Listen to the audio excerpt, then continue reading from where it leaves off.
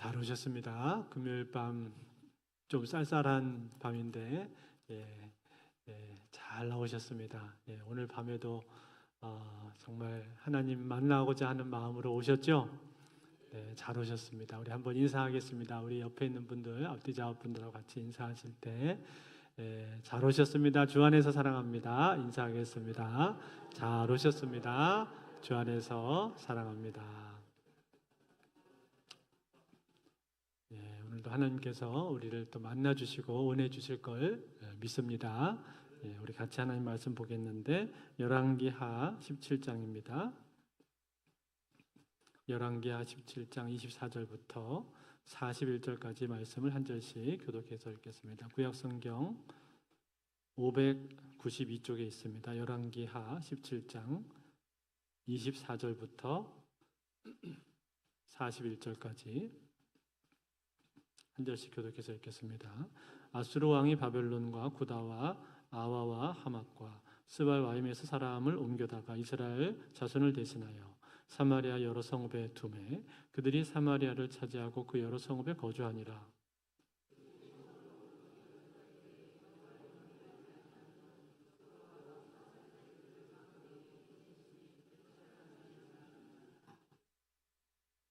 그러므로 어떤 사람이 아수르 왕에게 말하여 이르되 왕께서 사마리아 여러 성읍에 옮겨 거주하게 하신 민족들이 그 땅 신의 법을 알지 못하므로 그들의 신이 사자들을 그들 가운데에 보내며 그들을 죽였사오니 이는 그들이 그 땅 신의 법을 알지 못함이니라 하니라.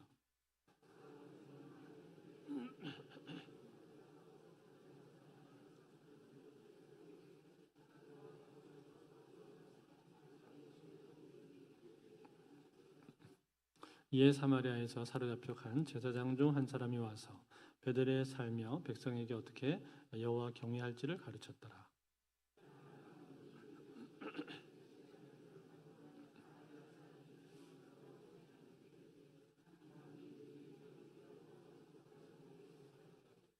바벨론 사람들은 숫꽃 분옷을 만들었고 굿 사람들은 네르가를 만들었고 하맛 사람들은 시마를 만들었고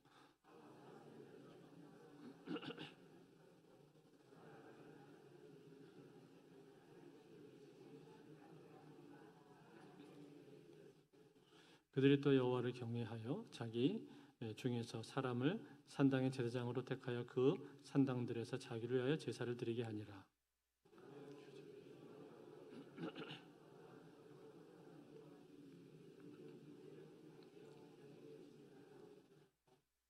그들이 오늘까지 이전 풍속대로 행하여 여호와를 경외하지 아니하며 또 여호와께서 이스라엘이라 이름을 주신 야곱의 자손에게 명령하신 율례와 법도와 율법과 계명을 준행하지 아니하는도다.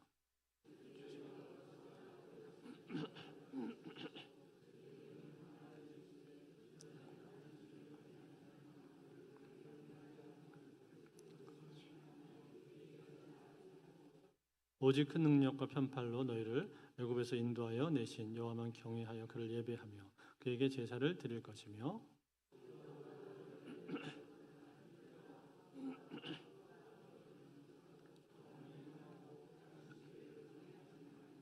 또 내가 너희와 세운 언약을 잊지 말며 다른 신들을 경외하지 말고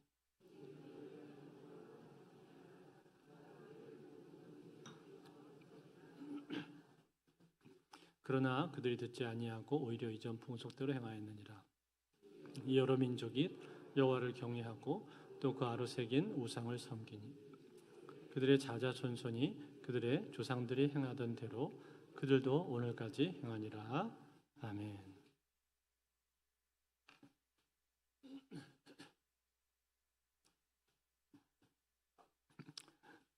지난 시간에 북이스라엘이 멸망하는 장면을 우리가 보았습니다. 북이스라엘은 아수르에게 멸망을 당했는데 멸망한 이유가 무엇이었습니까? 그것은 우상 숭배 때문이었죠. 즉 우상 숭배를 끊어내지를 못하고 마지막 호세아 왕 때까지 우상 숭배를 계속해서 했기 때문에 하나님께서는 참으로 오랫동안 참으셨지만 북이스라엘이 시작된 지 약 210년 만에 그 나라는 멸망하고 만 것입니다. 이처럼 우상 숭배를 끊어내지를 못했는데 이 우상 숭배를 끊지 못한 이유가 무엇이었습니까? 그것은 자기들이 섬기는 그 하나님 여호와 하나님이 얼마나 좋은 분이신지, 얼마나 선하고 얼마나 완전하신 분이신지 그것을 그들은 제대로 알지를 못했기 때문이죠. 또 한 가지는 하나님께서 계속해서 돌이키라라는 음성을 주셨음에도 불구하고 그 음성에 제대로 반응을 하지 못했기 때문에 결국은 우상 숭배를 끊지 못하고 멸망을 하고 만 것입니다. 자, 그리고 나서 이제 오늘 본문, 우리가 읽은 오늘 본문에 나오는 내용은 무엇입니까? 오늘 본문에는 아수르가 북이스라엘을 멸망을 시켰는데 그 아수르가 가지고 있었던 식민지 정책에 대해서 나오고 있습니다. 여러분, 아수르는 어떤 정책을 가지고 있었을까요? 외국인들을 이주시키는 정책을 그들은 가지고 있었습니다. 오늘 24절에 나오는데 24절에 이렇게 기록되어 있습니다. 아수르 왕이 바벨론과 구다와 아와와 하맛과 스발와임에서 사람을 옮겨다가 이스라엘 자손을 대신하여 사마리아 여러 성읍에 두매 그들이 사마리아를 차지하고 그 여러 성읍에 거주하니라. 자, 여러분, 지난주에 우리가 봤었던 본문 가운데 사마리아 성에 있었던 남자들을 대거 아수르로 이주시켰다 그렇게 말씀드렸죠. 사로잡아갔다 그렇게 말씀을 드렸죠. 그래서 이 사마리아 성에는 지금 인구가 상당히 많이 줄어들었는데 그 줄어든 인구를 무엇으로 채우는 겁니까? 누구로 채우는 겁니까? 여러 나라들로부터 사람들을 이주를 시켰다는 거예요.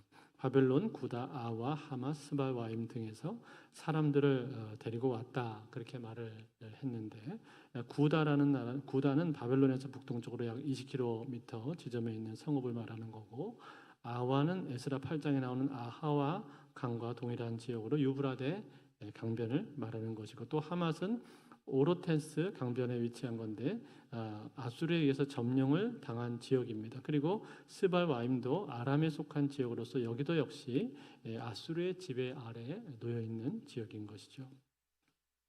그런데 거기 있는 사람들을 끌어다가 지금 사마리아로 옮겨오도록 한 거예요. 여기는 이방 나라 사람들도 있고 또 본래 아수르 사람들도 같이 섞여서 있는 것입니다. 이처럼 여러 지역, 여러 이방 나라 사람들을 사마리아 땅으로 이주를 시켜왔는데 이렇게 이주를 시키는 이유가 무엇입니까? 그것은 반역을 하지 못하도록 하기 위함입니다. 피를 섞어서 반역을 하지 못하게 한다 그 말이에요. 왜 피를 섞고 나면 반역을 못하게 될까요? 여러분 생각해 보세요. 엄마는 유대인인데 아빠는 아수르 사람이란 말이에요. 그러면 그 자녀들은 어떻겠습니까? 그 자녀 입장에서 볼 때는 그 아수르로부터 굳이 유다가 독립을 하거나 뭐 해방을 맞이해야 될 그 이유가 별로 없는 거죠. 어차피 아빠 나라인데 아수르도 아빠 나라인데 아빠 나라가 다스리나 뭐 엄마 나라가 다스리나 나한테는 별 상관이 없다. 그렇게 생각을 하지 않겠습니까? 그래서 반란이 잘 일어나지가 않는다 이 말이에요. 이것을 노리고 이것을 생각하고 이 아수르 사람들은 이 피지배국에 피를 늘 섞었습니다.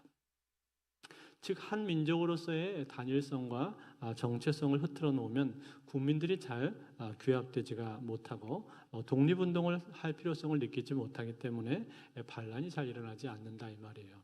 그래서 일부러 피를 섞는 거예요. 소위 이주 정책 혹은 인구 혼합 정책을 사용을 하는 것이죠. 자, 이렇게 해서 다양한 민족들을 사마리아 땅에다가 이주를 시켜 놓았는데 그런데 문제는 무엇입니까? 문제는 여기 이주해서 들어온 사람들은 이방인들이 대부분이다 보니까 하나님을 제대로 알지도 못하고 섬기지도 못했다라는 거예요. 당연하죠. 그들은 하나님을 어떻게 섬겨야 될지 몰랐습니다. 그래서 마음대로 자기들이 섬기던 이방신들을 가지고 와서 거기서 섬겼는데 그런데 그 땅에는 누가 계셨어요? 하나님이 계셨습니다. 하나님이 그곳의 주인으로 계셨다 그 말이에요. 그래서 그 모습을 보고 하나님이 어떻게 하셨습니까? 그 이방인들을 향해 벌을 주셨습니다. 어떤 벌을 주셨는가? 오늘 25절에 보시면은 그들이 처음으로 거기 거주할 때에 여호와를 경외하지 아니함으로 여호와께서 사자들을 그들 가운데 보내심에 몇 사람을 죽인지라. 자, 뭘 보냈다고 돼 있어요? 사자들을 보냈다 그렇게 돼 있죠. 이 사자는 말 그대로 라이온입니다. 라이온, 백수의 왕 사자를 말하는 거예요. 그 사자들을 풀어서 보냈단 말이에요. 얼른 생각을 해보면 잘 이해가 되지가 않죠. 아니 그 당시에도 사자가 있었나? 사자 있었습니다. 그래서 우리가 전에 봤었던 열왕기상 13장에 보면은 그때 그 베델의 늙은 선지자가 있었는데 그 베델의 늙은 선지자 유혹에 빠져가지고 젊은 하나님의 사람이 그만 그 집에서 먹고 마시다가 지체해가지고 느지막이 길을 떠났는데 그때 어떻게 됐어요? 말을 타고 가다가 사자가 그 선지자를 물어 죽이죠. 이처럼 그 당시에 팔레스타인에는 사자들이 때때로 출몰하곤 했었단 말이죠. 그런데 하나님께서 지금 사자들을 보내서 거기 있는 사람들을 물어 죽이게 했습니다. 자, 이 사건을 겪고 나서 그들이 내린 처방이 무엇이었습니까? 이것은 이 지역의 신이 노해서 그런 것입니다. 이 지역에도 신이 있는데 이 지역 신의 법을 그들이 잘 몰라서 함부로 행하다 보니까 이 지역 신이 노한 것입니다. 그러니 이 지역 신의 법을 잘 아는 사람을 데려다가 그로 하여금 교육을 시켜주도록 하십시오. 그러면은 이제는 괜찮아질 것입니다. 당시에는 고대 근동에 지역신 개념이 다 있었거든요. 그래서 이렇게 말한 거예요. 그 중에 어떤 사람이 아수르 왕을 향해서 이렇게 보고를 한 겁니다. 이 보고를 받고 나서 아수르 왕이 어떻게 합니까? 그렇다면 그 사람이 누구냐? 그 사람은 제사장입니다. 그러면 제사장을 데리고 와라. 그런데 제사장이 있습니까? 제사장이 아무도 없는 거죠. 제사장이 다 어디 갔어요? 다 사로잡혀서 아수르 땅에 가버린 거예요. 한 명도 없는 겁니다. 그래서 어떻게 합니까? 할 수 없이 저 아수르 땅까지 가가지고 제사장을 한 사람을 데리고 왔습니다. 그리고는 이방 백성들을 향해서 하나님의 도를 가르치라 그렇게 한 것이죠. 여러분 얼마나 참 아이러니컬한 그런 일입니까? 이스라엘 백성들이 이 지역에 살 때는 제대로 하나님의 도에 대해서 가르치지도 않더니 이제 나라가 쫄딱 망해가지고 사로잡혀간 제사장이 다시 돌아와서 하는 일이 뭐예요? 이방인들을 앉혀놓고는 그 이방인들을 대상으로 하나님 말씀을 전하고 있다 이 말이죠. 얼마나 아이러니. 이처럼 하나님은요 당신의 백성들이 말씀을 듣지 않으면 또 이방인들 향해서 말씀을 가르치기도 하시는 것이고 또 당신의 백성들이 사로잡혀 간다 할지라도 그곳에 하나님의 주권을 선포하시는 분이십니다. 즉 하나님이 살아 계시다라는 거예요. 그것을 지금 보여주고 있는 겁니다. 자, 이렇게 해서 하나님 말씀을 가르쳤는데 그런데 여러분 이 백성들이 말씀을 듣고 말씀대로 잘 순종을 했으면 다행이었는데 그런데 그렇게 했습니까? 그렇게 하지를 못했습니다. 이방인들이 하나님을 경외하기는 경외했는데 그런데 하나님만 경외한 것이 아니었어요. 뭘 또 경외했습니까? 그들이 가지고 왔던 이방 신들도 같이 경외하고 같이 섬겼다 그런 말이에요. 그래서 29절부터 쭉 보시면은 내용이 나오는데 이렇게 돼요. 그러나 각 민족이 각기 자기의 신상들을 만들어 사마리아 사람이 지은 여러 산당들에 두되 각 민족이 자기들이 거주할 성읍에서 그렇게 하여. 자, 자기들이 가져온 신당들을 세워두었다라고 그렇게 말을 했죠. 또 그 다음 절에 보시면 30절에도 바벨론 사람들은 숫꽃 분옷을 만들었고 굿 사람들은 네르가를 만들었고 하마 사람들은 아시마를 만들었고 숫꽃 분옷이라는 이것은 바벨론 사람들이 섬겼던 그 비너스 신전이 있었는데 비너스 신전에서 여사제들이 매음을 하게 만들었던 그런 신을 말하는 것입니다. 그 다음에 네르갈은 메소포타미아의 지신 즉 땅의 신을 말하는 것이고 또 아시마는 하마 사람들 그 당시 아람 사람들이 섬겼던 신 중에 하나예요.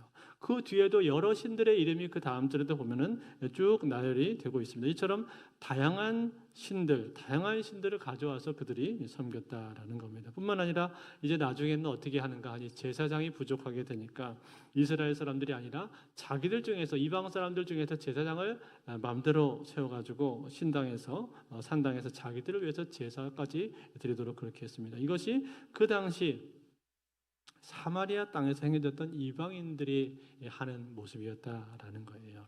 그래서 여러분 이 모습에 대해서 오늘 이 열왕기 저자는 뭐라고 기록을 해주고 있는가 하니 33절에 보면은 이렇게 평가를 해줘요. 33절 같이 한번 읽어볼까요? 같이 읽습니다. 시작. 이와 같이 그들이 여호와도 경외하고 또한 어디서부터 옮겨왔든지 그 민족의 풍속대로 자기의 신들도 섬겼더라.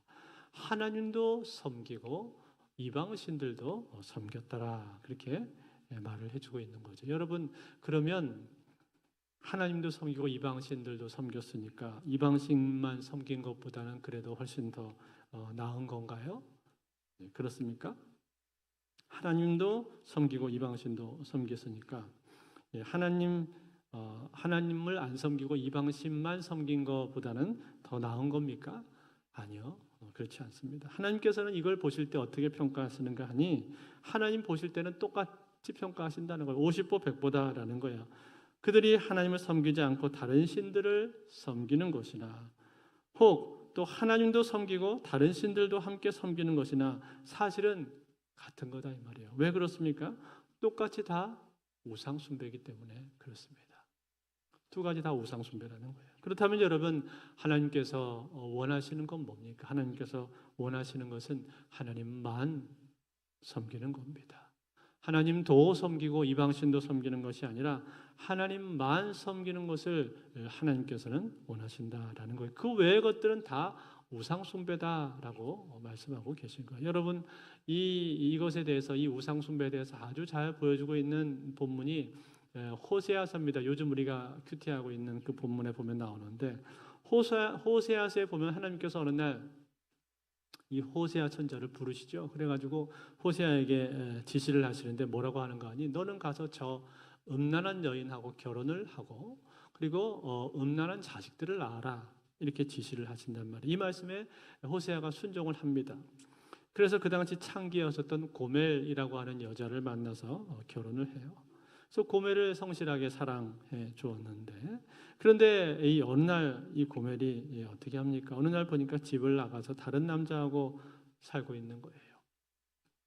과거의 예습관을 버리지를 못하고 다시 옛날로 돌아가서 이 남자 저 남자 전전하면서 살고 있는 겁니다. 그 모습을 보았을 때 호세아의 마음이 어떻겠습니까? 굉장히 낙심이 되고 화가 나겠죠. 자기가 그토록 성실하게 신실하게 사랑을 해 주었는데 고멜이 집을 나가서 바람피는 모습을 볼 때 아마 굉장히 낙심이 되었을 거예요. 그런데 그 상황 가운데서 하나님께서 이 고멜을 향해서 뭐라고 말씀을 하시는가 하니 호세아서 3장 1절과 2절에 보면은 하나님이 이렇게 말씀을 하십니다. 한번 같이 볼까요? 같이 한번 읽겠습니다. 호세아 3장 1절 2절 시작.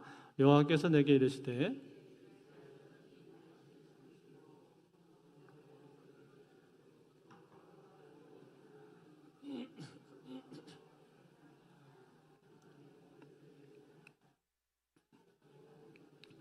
보리 한 호멜 반으로 나를 위하여 그를 사고. 자, 이게 무슨 말입니까? 그 고멜을 다시 가서 사오라는 거예요. 가서 돈을 지불하는 한이 있더라도 다시 데리고 오라는 거예요. 그래서 아내로 다시 삼아 놓으라는 겁니다. 이 말을 듣고 호세아가 어떻게 합니까? 호세아가 순종을 합니다. 그래서 은 15개하고 보리 한 오멜 반을 가지고 가서 그 돈을 주고 그녀를 다시 데리고 오는 거예요. 이때 지불하는 그 값을 뭐라고 말을 하는가 하니 속전이라고 말을 합니다. 속전, 즉 다른 사람에게 팔려가 있는 종이나 노예를 값을 주고 값을 지불하고 사오는 것을 속전이라고 말하는데 마치 그것처럼 속전을 지불하고 지금 고멜을 다시 데리고 온 거예요. 그러면서 그 고멜을 데리고 오면서 호세아가 고멜한테 하는 말이 있습니다. 뭐라고 고멜한테 말을 하는가 하니 이렇게 말해요. 호세아서 3장 3절 같이 한번 읽습니다. 시작.